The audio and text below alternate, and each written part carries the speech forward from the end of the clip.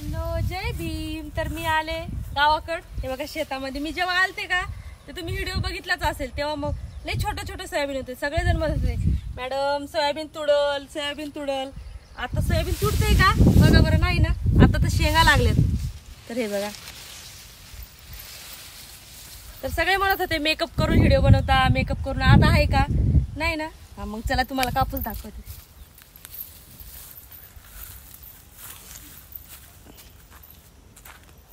तर हे बघा कापूस.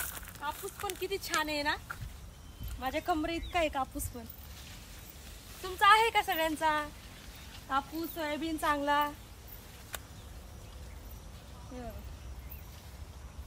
आणि हे तूर.